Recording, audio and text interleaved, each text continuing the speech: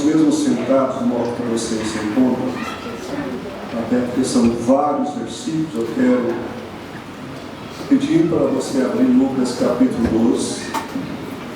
Estou pregando uma série sobre parábolas. Jesus escreveu mais de 40 parábolas. Como é Jesus, ele falou de mais de 40 palavras e alguns registraram o que ele falou. Lucas capítulo 12, dos versos 35 até o 48, a parábola do servo vigilante. Cingido esteja o vosso coração e acesas as vossas candeeiras. Sede vós semelhante a homens que espera pelo seu Senhor, ao voltar ele das festas de casamento, para que quando vier e bater a porta, logo lhe abra. Bem-aventurado aqueles servos a quem o Senhor, quando vier, os encontre vigilantes. Em verdade vos afirmo que ele há de cingir-se e dar-lhes lugar à mesa, e aproximando-se o servirá. Quer ele venha na segunda vigília, quer na terceira, bem-aventurado serão eles, se assim os acharem. Sabei, porém, isto: se o pai de família soubesse que hora havia de vir o ladrão, vigiaria e não deixaria arrombar sua casa. Ficai também vós apercebidos, porque a hora em que não cuidares, o Filho do Homem virá. Então Pedro perguntou: Senhor, profere a palavra para nós ou também para todos? Disse o Senhor: quem é, pois, o mordomo fiel e prudente, a quem o Senhor confiará os seus conservos para dar-lhes o sustento a seu tempo?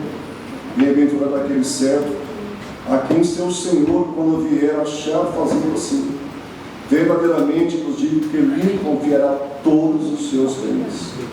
Mas se aquele servo disser consigo mesmo: meu Senhor tarda em vir, e passar a espancar os criados e as criadas, a comer, a beber e a embriagar-se, virá o Senhor daquele servo em dia em que não espera, em hora que não sabe, e castigá-lo, lançando-lhe a sorte com os infiéis. Aquele servo, porém, que conheceu a vontade do seu Senhor e não se aprontou, nem fez segundo a sua vontade, será punido com muitos açoites. Aquele, porém, que não soube a vontade do seu Senhor e fez coisas dignas de reprovação, levará poucos açoites. Mas aquele a quem muito foi dado, muito lhe será exigido. E aquele a quem muito se confia, muito mais lhe pedirão. Pai, muito obrigado pela Tua palavra. Mais uma vez te louvamos porque temos toda ela, Pai, em nossa língua portuguesa. Que ela possa sempre, ó Deus, ser fonte em nosso coração de renovação, de alegria, de amor, mas também, Deus, de prudência, entendimento do serviço que foi confiado a cada um de nós e também a cada igreja como um todo. Nos ajude, Deus, a sermos realmente servos vigilantes nesse tempo do fim. Pedimos graça, muita graça, muito discernimento de espírito, entendimento da Tua palavra com muita clareza, para que não sejamos pegos de surpresa, mas possamos também, Deus, pelo outro lado, dobrar ou redobrar o nosso serviço, empenhar mais ainda, sabendo que neste momento da história precisamos ofertar a Ti mais do nosso esforço em relação, a Deus, à propagação do Evangelho, fazer discípulos para a Tua glória e louvor, acompanhá-los, ajudá-los para que cresçam, amadureçam e sejam também boas sementes que vão multiplicar o Teu reino. Nos abençoe, Pai, em nome de Jesus. Amém. Parábola do servo vigilante. Jesus usa mais uma parábola para tratar de assuntos relacionados com os servos do reino de Deus.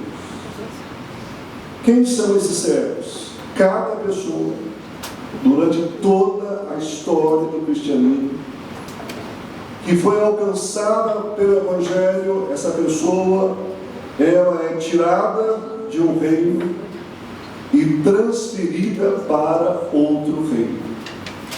Mérito? Não. É possível adquirir esse passaporte de mudança de reino com dinheiro? Não. Essa obra só pode ser feita através de Jesus, a partir do momento que a pessoa verdadeiramente nasce de novo. Ele é tirado de um reino e ele vai continuar inserido naquele mundo que ele vive. Ele continua ali. Se ele é um médico, vai continuar ali, médico, medicando, trabalhando. Se ele é um esportista, vai continuar ali, se não mudar de cidade ou de país, ele vai continuar ali. Mas só que agora ele vai estar sob a liderança de um novo reino. Ele vai estar agora em um reino que os princípios são completamente diferentes do reino de onde que ele veio. Enfim, é novidade no meio de um contexto que a pessoa diz, mas o meu contexto não mudou. Mas não é assim que funciona. O reino, a mudança acontece dentro. E a partir dessa mudança dentro do ser humano, isso vai contagiar positivamente pessoas, ambientes, para que a transformação do reino ela tenha visibilidade e espalhe por todo o mundo. Essa palavra mostra que Deus espera os crentes no período imediatamente anterior à segunda vinda de Cristo. Por isso que ele é tão contemporâneo. Ela faz parte do grupo de palavras de Jesus, que estão situadas no contexto próximo da segunda volta dele. E como nós entendemos que depois de 2000 anos que já se passaram, Jesus está cada dia mais perto de voltar em relação ao dia anterior, ao ano passado e ao século passado. Enfim, ela trata dessa questão. Duas realidades são apresentadas. Primeiro, o discípulo não deve se tornar indiferentes ou preguiçosos e nem cair no sono pela aparente demora da vinda do seu Senhor. Essas três palavras que eu citei, como elas são contemporâneas também, como que a Bíblia nos exorta amorosamente em relação à questão aqui, da indiferença. Indiferença é uma coisa mortal no casamento, na família, na sociedade, e também pode ser, de certo modo, como que mortal em relação à nossa posição de servos de Deus no reino de Deus. Ou seja, a palavra de Deus nos exorta ao perigo da indiferença e também de sermos preguiçosos. Preguiça sempre é um aparente aliado mortal. Preguiça é uma péssima amiga em qualquer área da sociedade. Na questão do saber, do trabalho, em qualquer área a preguiça é terrível. E também, no reino de Deus, a preguiça pode prejudicar, além de nós ser prejudicado, pode prejudicar outras pessoas, porque nós não fizemos aquilo que precisamos fazer em favor de muitas pessoas. Mas também aqui a questão do sono, indiferença, preguiça e sono. E esse sono aqui não é um sono físico, é um sono espiritual.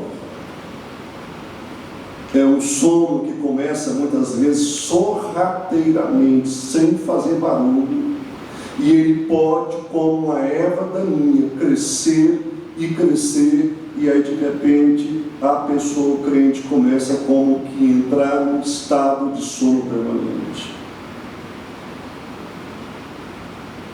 Segunda realidade: devem estar preparados, porque a qualquer momento o Senhor voltará. Nós podemos planejar muitas coisas em nossa vida, mas é impossível planejar a data, a hora que o Salvador vai voltar. Verso 35: cingindo esteja o vosso corpo. O termo aqui, vosso, ele é bem enfático. Cingido esteja o vosso corpo. Como nós sabemos, a vestimenta oriental chegava até os pés. Era uma vestimenta longa, só que era um problema na questão da movimentação. Principalmente se precisasse correr inesperadamente. Era preciso dobrá-la de baixo para cima, fazer várias dobras e depois prender com aquele cinto, porque senão a pessoa não conseguiria ou não consegue o quê? Correr. Qual que é a ideia disso aqui? A ideia é que nós não podemos cair nos embaraços do dia a dia. A lista de embaraços que nós cristãos enfrentamos é muito grande. Alguns embaraços faz parte do dia a dia de qualquer ser humano, mas tem outros embaraços que eles têm por detrás uma ação espiritual que vai embaraçando, e aqueles que corriam bem a corrida cristã começam a ficar embaraçados, vão perdendo o ritmo, e alguns infelizmente param, e tem outros até que retrocedem. Que o Senhor nos ajude a ficarmos atentos para verificarmos se aqueles embaraços são coisas legítimas, que faz parte daquela luta daquele dia, ou se tem por detrás forças malignas, forças que não é de Deus, que estão tentando paralisar a caminhada e o serviço que Deus confiou a cada um de nós.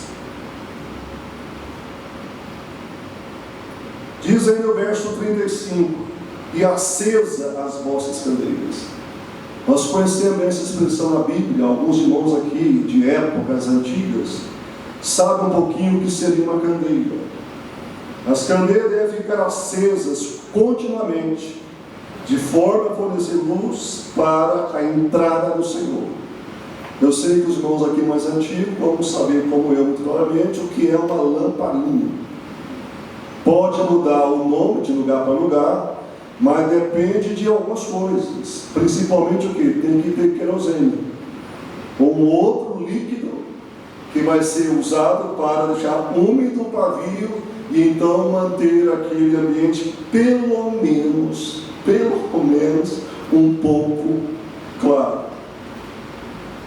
Se diz a palavra, e acesas as vossas candeias, isso quer dizer que elas podem apagar? Pode apagar. Cantamos sobre fogo. Pentecostes fala de vento, mas também fala o quê? De fogo. A Bíblia tem vários signos para a questão do fogo, no sentido espiritual também. E por isso nós precisamos desse renovar de espírito, que possamos experimentar de vez em quando Pentecostes, quem sabe pessoais em nosso quarto de oração, no nosso contexto de igreja, enfim, e acesa as vossas candeias. É importante na questão da vigilância, que a questão da luz. Verso 36: sede vós semelhantes a homens que esperam pelo seu Senhor, ao voltarem das festas de casamento. Aqui ele traz uma imagem interessante. Seja como os homens, como os servos, que esperam pelo seu Senhor, ao voltar das festas de casamento. Fala de uma espécie de bodas celestiais, uma certa despedida dos céus. antes de Jesus vir buscar a sua igreja. Quando ele vier e bater a porta, logo lhe abra. Logo lhe abra. A ideia é: fica atento. É interessante essa passagem, por mais que eu li, eu já pesquisei, não somente agora, para pregar, mas sabemos que as palavras não é algo literal 100%. Mas a ideia da parábola é que esse noivo vai deixar os céus um dia, vai deixar os céus e vai sair de lá para encontrar a sua noiva, para encontrar aqui o seu povo, para que possa abrir rápido a porta. Verso 37. Bem-aventurados. Qual que essa referência diz respeito a que grupo? Jesus faz referência aos seus servos, que estiverem prontos por ocasião de sua segunda vinda. Ele está dizendo que os que estão constantemente vigilantes, aguardando a sua segunda vinda, desempenhando as suas funções e responsabilidade que ele confiou, que quando ele chegar e encontrar essas pessoas assim, elas serão chamadas de quê? Bem-aventuradas, porque elas estão preparadas para encontrar o noivo, porque ele vai vir. Mas será que alguns não serão bem-aventurados, que estão nas igrejas, entre os crentes? Quem sabe está sempre participando, mas talvez muitos nunca tiveram uma experiência profunda de conversão. Nunca tiveram essa experiência. O texto segue: em verdade vos afirmo que ele há de cingir-se, dar-lhe lugar à mesa, e aproximando-se o servirá. Aqui diz que ele vai servir o Rei dos Reis, Senhor do Senhor. Ele vai sair da sua glória e vai descer esse planeta para levar a sua noiva e servi-la. Como que um ser desse, chamado Filho de Deus, Rei dos Reis, vai servir pessoas tão frágeis, pessoas tão simples? Mas é a noiva dele, é o povo dele. Jesus nos serve hoje, serve a sua igreja em todas as partes do mundo, através do seu Santo Espírito. Jesus tem muitos meios para servir a sua igreja, mas um dia ele pessoalmente vai servir o seu povo. 38 e 40, Jesus ressalta que os servos devem estar alertas o tempo todo. Verso 38 e 40, vou ler mais uma vez.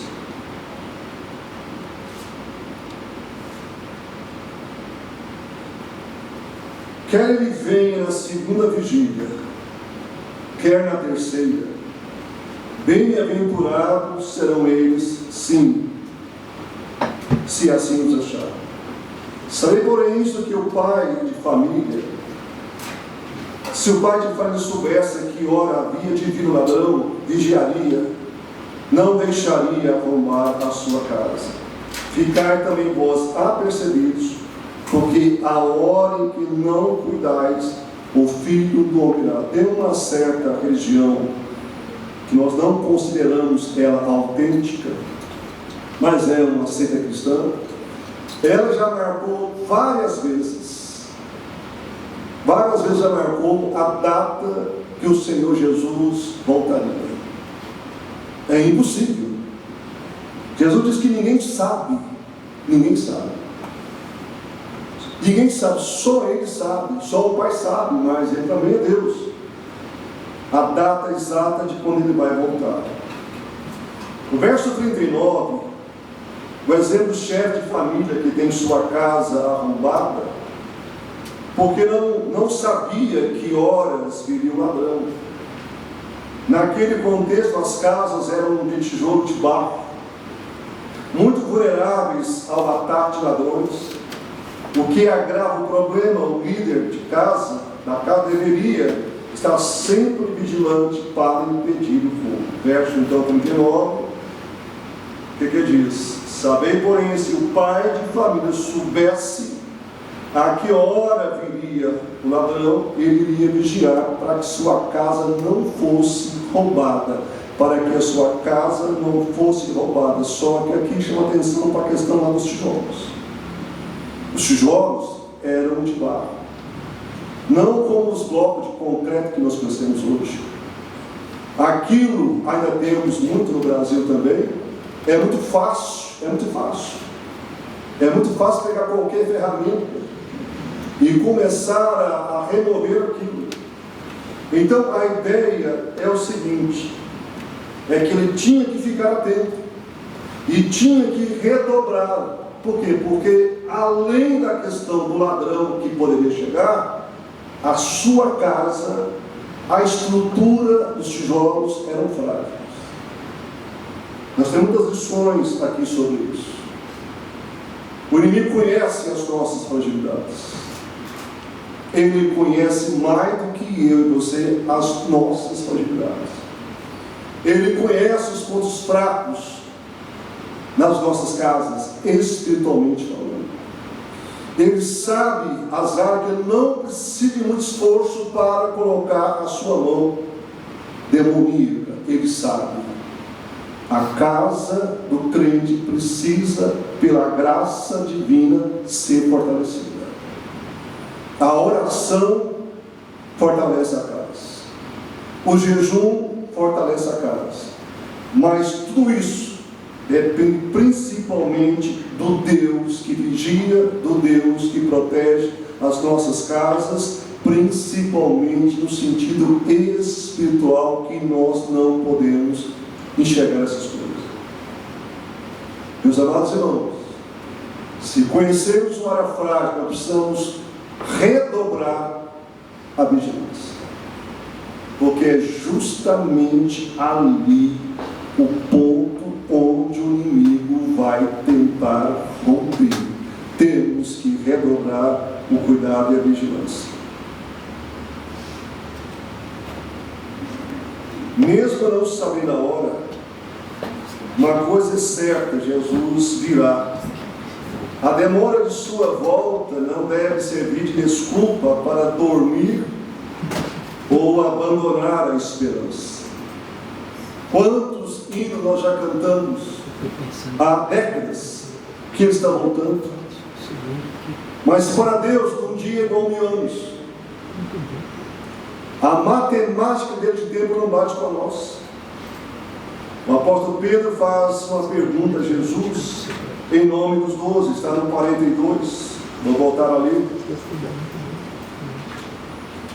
Ele constantemente era o primeiro a perguntar. Disse o Senhor, Pedro 41. Então Pedro perguntou: Senhor, profere esta parábola para nós ou também para todos? Senhor, quem tem que ficar atento? Eu, os demais apóstolos ou os outros? Não era para os outros, até porque esse apóstolo, o Senhor disse: Pedro, antes que o galo cante, você vai o quê? Você vai me negar. Eu não, sim, antes você vai me negar. E a história prova cabalmente que isso se cumpriu. Faltou vigilância, porque Pedro talvez estivesse pensando que a luta seria com outro. Não, a luta seria também com ele. Ninguém é poupado nessa questão do que nós estamos tratando. No verso 42 tem algumas coisas muito importantes aqui. Diz o Senhor: quem é, pois, o mordomo? Ele traz a figura do mordomo, o Senhor Jesus Cristo. Ele queria que os seus apóstolos entendessem muito bem o que ele estava ministrando. Quem é, pois, o mordomo fiel e prudente, a quem o Senhor confiará os seus conservos, para dar-lhes o sustento a seu tempo? Jesus se manifesta com a pergunta. Ele usa a figura do mordomo. Mordomo na Bíblia aqui vem da palavra grega doulos. E essa palavra significa o quê? Escravo. Então, por mais que algumas traduções traz a palavra servo, porque no versículo 43, dando continuidade, bem-aventurado aquele servo. Aqui também é doulos, é escravo. Alguém que foi comprado e não tinha direito nenhum. Então, voltando aqui o texto, ele era um escravo, servo, tinha a tarefa de gerir a fazenda inteira, cuidar dos negócios do seu patrão. Portanto, tinha certa liberdade para agir, mas liberdade com responsabilidade. Repito, a ideia do mordomo, a ideia do servo de Jesus Cristo, a ideia do escravo de Jesus Cristo sempre é liberdade. Conhecereis a verdade, e ela vos libertará, mas é liberdade com responsabilidade.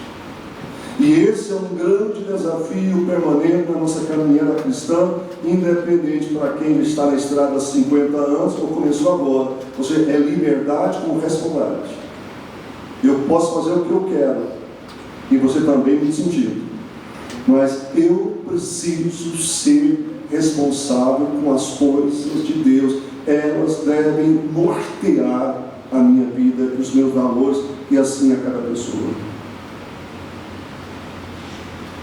Mas liberdade com responsabilidade, que envolvia prestação de contas. Isso a Bíblia é clara.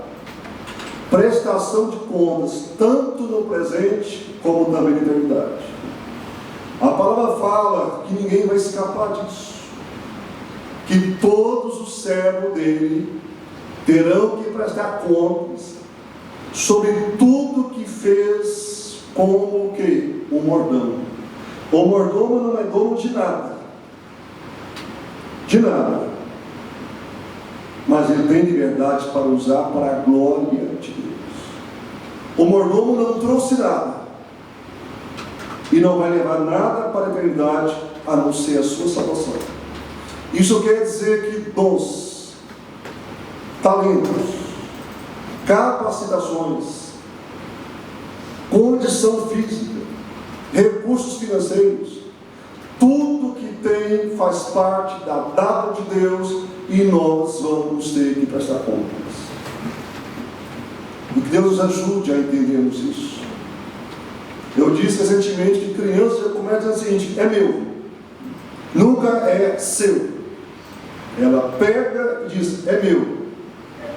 Ou quando ela pede, diz: é porque é meu. Nunca é seu. Nada é nosso. É graça, é graça, é graça, é graça de Deus. Repito, não trouxemos nenhuma moeda para esse planeta, e não vamos levar nenhuma moeda desse planeta. Não trouxemos nenhum grão de cimento que está em nossa casa, e não vamos levar nenhum grão de cimento da nossa casa. Tudo vai ficar aqui. Repito, nós somos meramente mordomos privilegiados, porque lá fora tem muitos que são mordomos de Satanás, e esse grupo está crescendo assustadoramente também. São mordomos de Satanás. Jesus dirige-se primeiramente aos seus apóstolos, mas também está falando com todos os seus discípulos, inclusive também comigo e conosco. E ele continua e diz: fiéis e prudentes. É o que o texto fala aqui, dando continuidade. Que os seus servos, mordomos, sejam fiéis e prudentes. O insensato é o homem que age como se não fosse mordomo. No caso do cristão, ele usa os bens do seu Senhor como se fossem seus. O mordomo fiel e prudente usa os bens que lhe foram confiados de acordo com os desejos do seu Senhor. Verso 43 e 44. Bem-aventurado aquele servo a quem seu Senhor, quando vier, achar fazendo assim, verdadeiramente vos digo que ele confiará o que? Todos os seus bens. Eu quero falar sobre isso o seguinte: o mordomo que é fiel ao seu Senhor receberá novos e maiores desafios. Não é subtração. Quanto mais fiel for o mordomo crente ao seu Senhor, o modo de Deus retribuí-lo é dando-lhe mais tarefas e maiores. Quanto mais fiel, mais serviço Deus vai confiar e entregar em nossas mãos. É assim que funciona o reino de Deus. Então, aquele que quer mais desafios, maiores desafios, precisamos aprender a fazer muito bem aquilo que Deus está colocando em nossas mãos. Ou seja, ser fiel no pouco e sobre muito que eu te colocarei. Serviço, serviço e serviço. E que serviço maravilhoso! Que patrão maravilhoso! Que obra maravilhosa! Existe alguma obra na face da terra, mesmo aquelas obras que implicam bilhões de dólares, existe alguma obra que dá mais alegria, satisfação, realização para a alma do ser humano do que a obra de Deus? Não existe, não existe.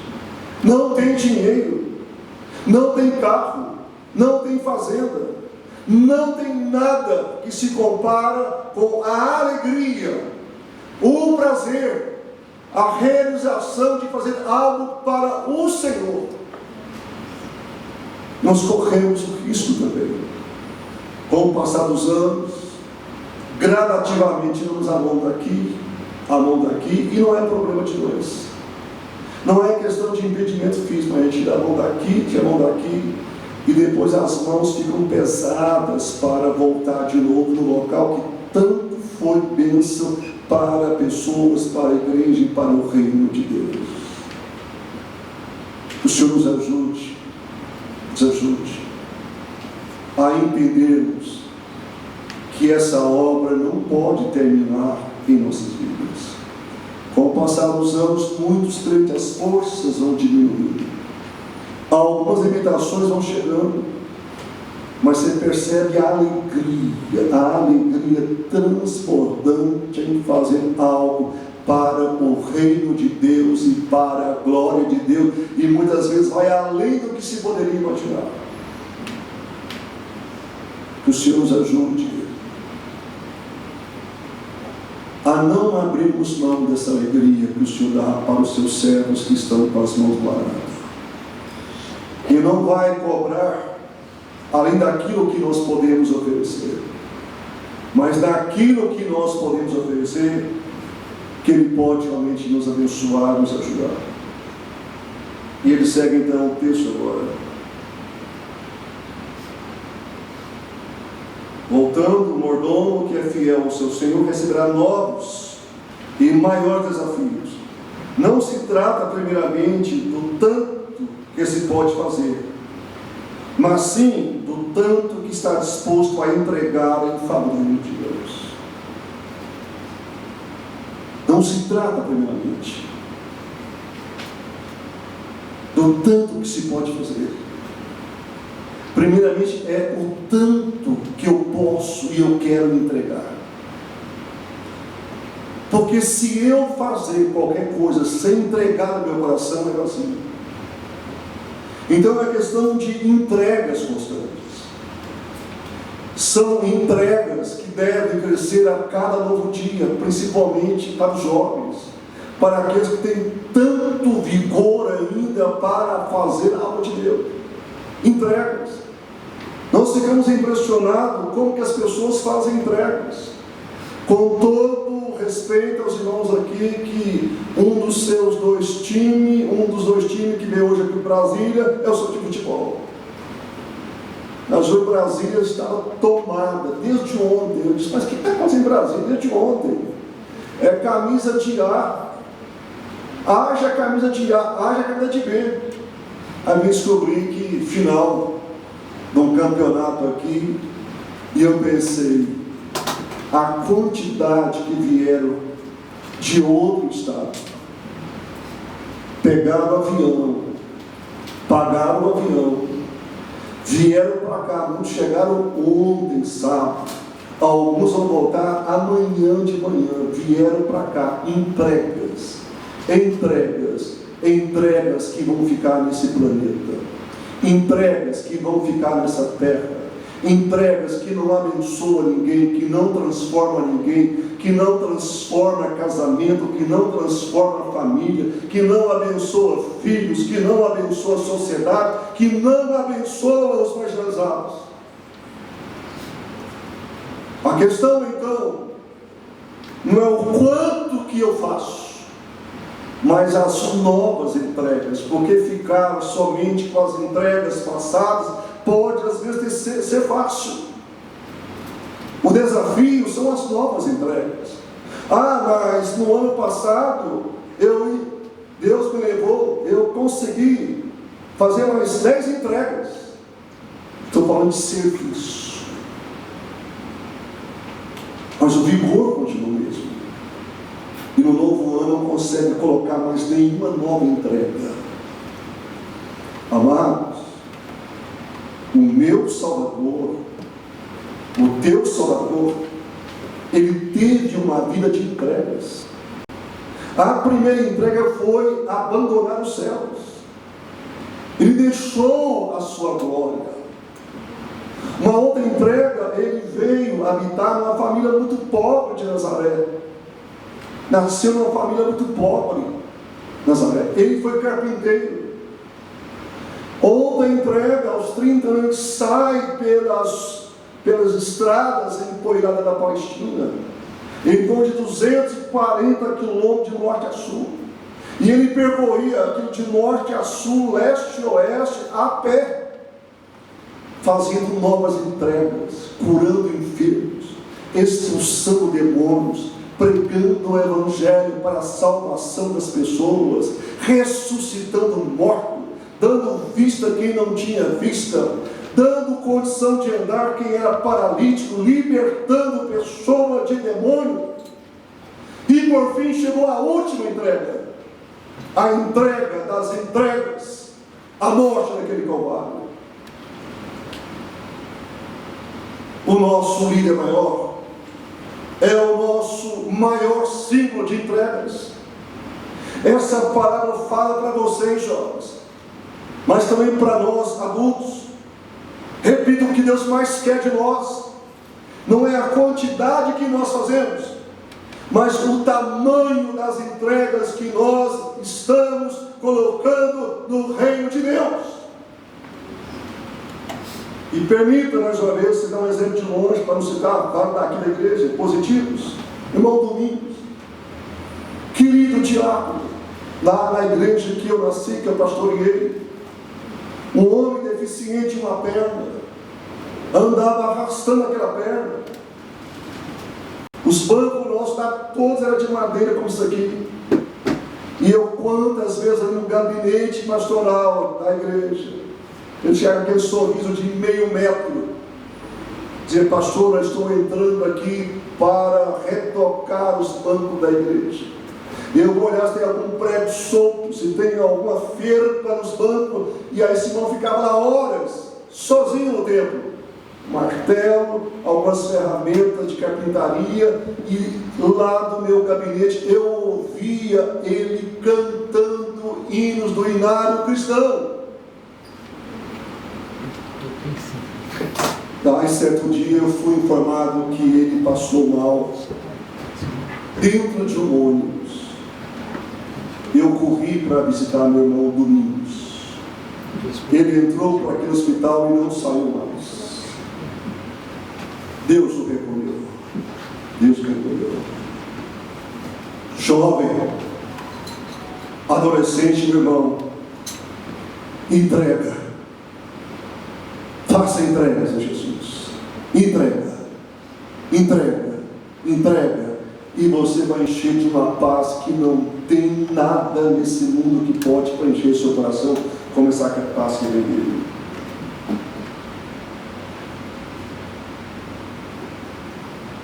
O verso 46, o verso 45, 46, citando aqui Leon Morris, comentarista, um homem de Deus, escreveu o seguinte, em relação ao 45, 46.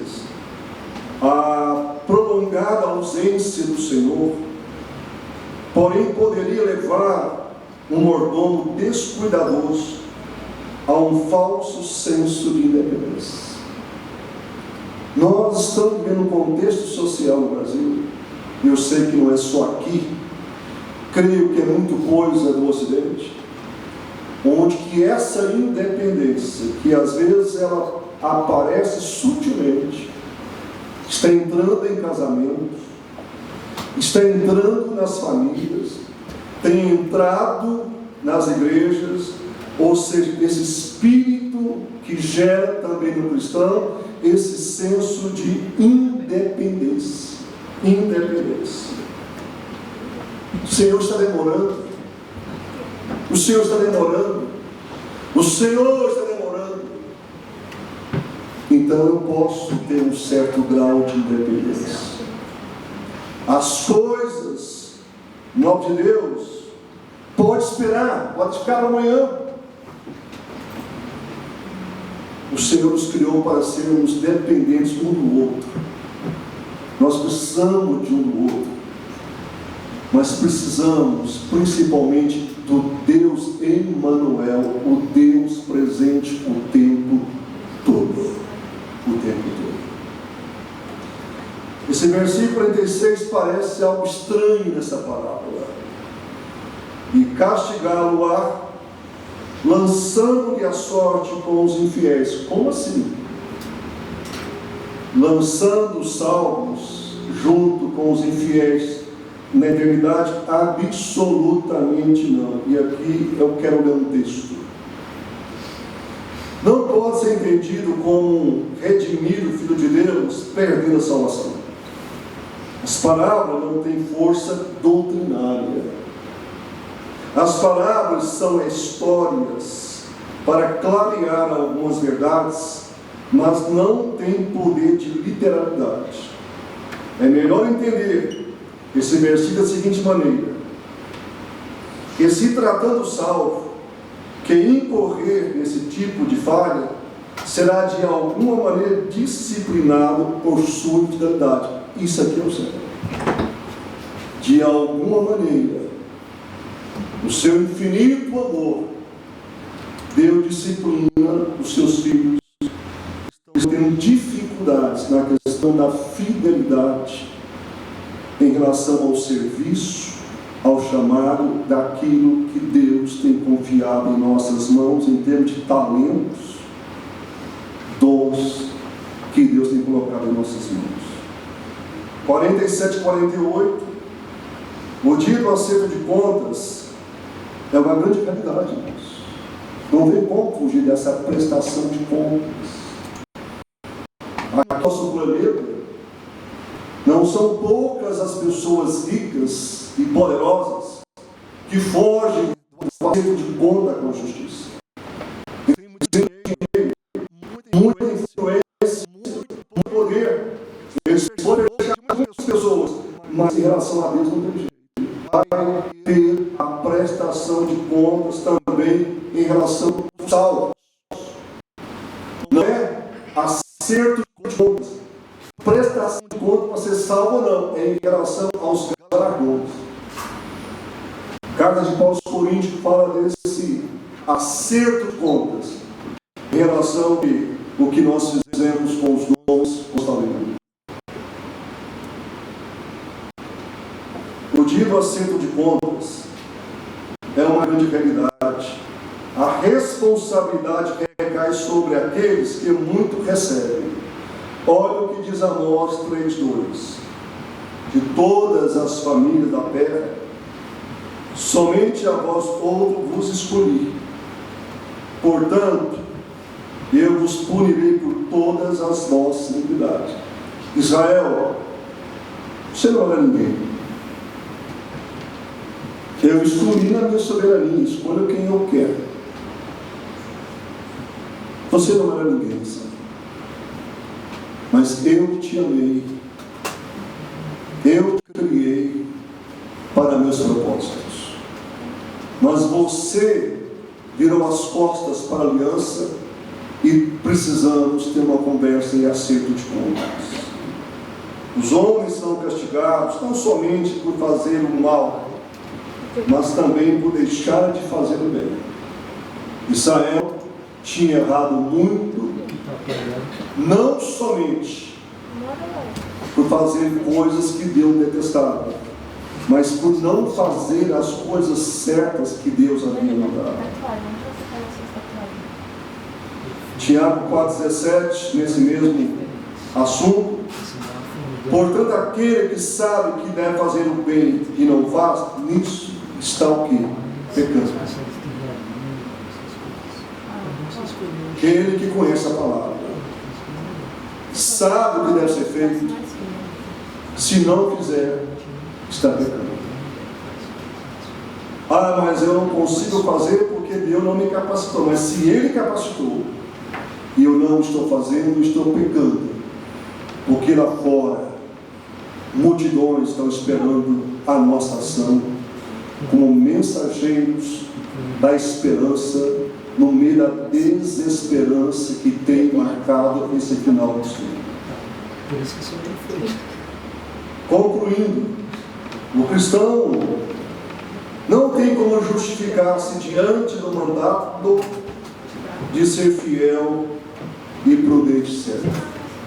João 1,16: porque todos nós temos recebido da sua plenitude e graça sobre graça, e não tem como negarmos isso. Não tem como negarmos isso. Não tem como negar isso.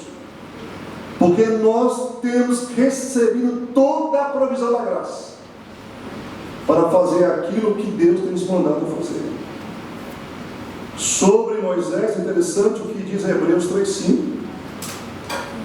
E Moisés era fiel em toda a casa de Deus, como servo, para testemunho das coisas que haviam de ser anunciadas. E nós que conhecemos a palavra de Deus, sabemos o tanto que esse homem, vaso de barro, chamado Moisés, ele foi fiel sim à casa de Deus e tudo aquilo que Deus colocou nas mãos dele para fazer, em alguns momentos críticos, como a questão do momento onde criaram o bezerro de ouro.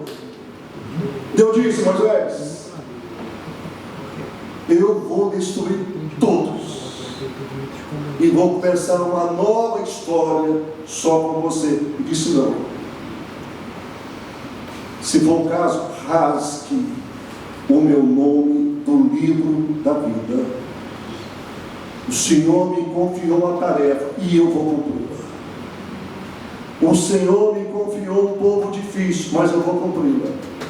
O Senhor colocou em minhas mãos uma missão, tinha esse povo do Egito, e eu vou levar esse povo para a terra prometida. E Deus honrou esse homem na hora que disse: Deus, ou tira, ou salva, ou risca o nome da Bíblia. Isso deve mexer conosco. Lutar pela obra do Senhor. Lutar pelas vidas que estão morrendo lá fora, que Jesus morreu também por elas. Lutar pelas famílias. Lutar pelas crianças, para que aprendam da nossa boca a palavra de Deus. Lutar pelos adolescentes, pelos jovens, pelos adultos, pelos anciãos. Nós temos que lutar por aquilo onde está o coração de Deus. Nós vamos a Jesus para fechar. Apocalipse capítulo 1, verso 5. Jesus Cristo, fiel, Jesus Cristo, a fiel testemunha. Jesus poderia ter voltado diante de algumas batalhas, mas ele foi fiel até o fim. Houve um momento que a sua família biológica achava que ele estava endemoniado. Ele superou. Teve momentos como no final da vida ele foi abandonado pelos seus discípulos. Ele superou. Ele enfrentou situações terríveis. Ele superou. E no momento da cruz, tentaram convencê-lo a pedir legiões de anjos. Ele disse: não, essa é a minha missão, porque se eu não beber o cálice amargo da crucificação, ninguém vai ser salvo. Às vezes, em nossa caminhada na obra de Deus, é preciso tomar alguns cálices amargos, diferente daquele Jesus, incomparavelmente, porque é para o reino de Deus, é para a obra de Deus. Quantas vezes, irmãos queridos do louvor, passam horas e horas e horas ensaiando, procurando oferecer algo cada vez melhor para o Senhor, edificação do seu corpo e igreja.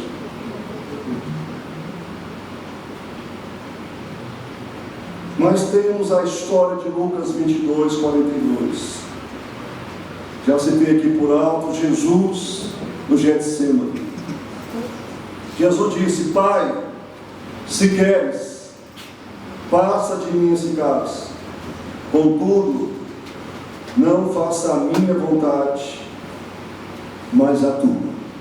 E o Pai como que ficou calado. Se possível, passe.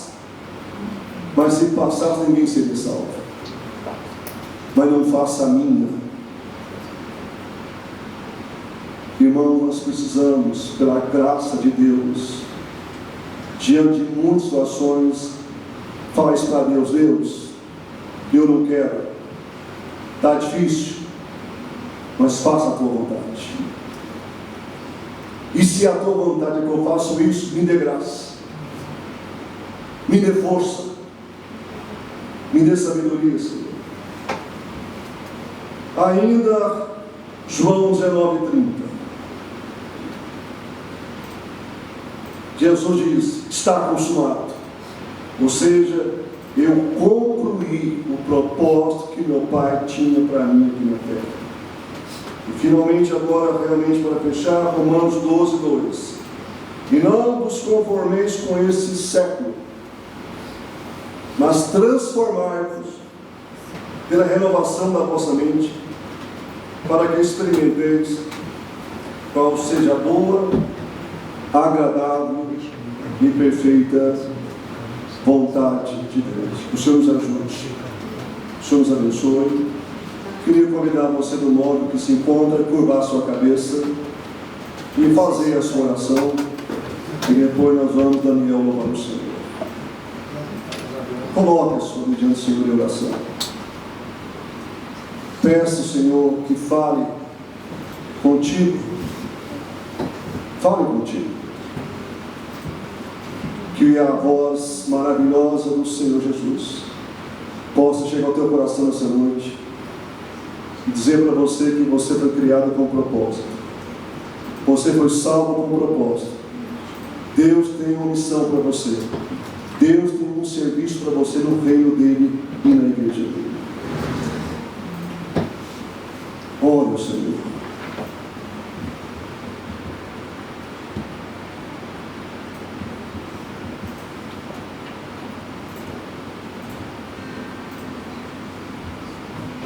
Perdoa-nos, Senhor. Perdoa-nos. Os momentos que nós dissemos não para algo do Senhor, e o Senhor queria que a gente dissesse sim. Nos perdoa, Senhor, se temos contentado em oferecer pouco e podemos oferecer e entregar muito mais. Nos ajude, Senhor, Nos ajude, ó Deus, a caminhar nesse planeta numa perspectiva de eternidade. Nos enche, Deus, com Teu Santo Espírito, para fazermos mais e melhor para o Senhor. Daniel, vamos louvar. Adore a Ele conosco. Adoremos a Ele. Enquanto vamos adorar, se você ainda não é convertido, não é mudança de placa de igreja, não é mudança de religião, nada disso. Se você não é convertido, eu quero convidar a vir aqui à frente e eu quero orar por você. Se você quer entregar a sua vida a Jesus nessa noite, o convite está feito. Vem aqui e diz: pastor, eu quero entregar a minha vida para Jesus. Eu quero entregar a minha alma, pastor. Eu quero entregar o meu corpo. Eu quero entregar a minha idade. Eu quero entregar a minha história para Jesus, fazendo o modo que Ele quiser. O que Ele vai fazer, só Ele sabe. E se você já converteu, meu irmão, minha irmã, se você já bebeu dessa fonte, se Deus já te usou e você sentiu o sabor de ser usado por Deus, mas de repente esfriou na fé, e agora está com dificuldade, vem aqui à frente e diz: Jesus, é para ele. Jesus, eu quero retomar, eu quero colocar de novo as minhas mãos no arado. Me ajuda, Jesus, porque eu quero entregar mais em favor das pessoas perdidas, entregar mais em favor da igreja, entregar mais em favor do reino do Senhor, entregar mais para Jesus me usar em favor da glória dele.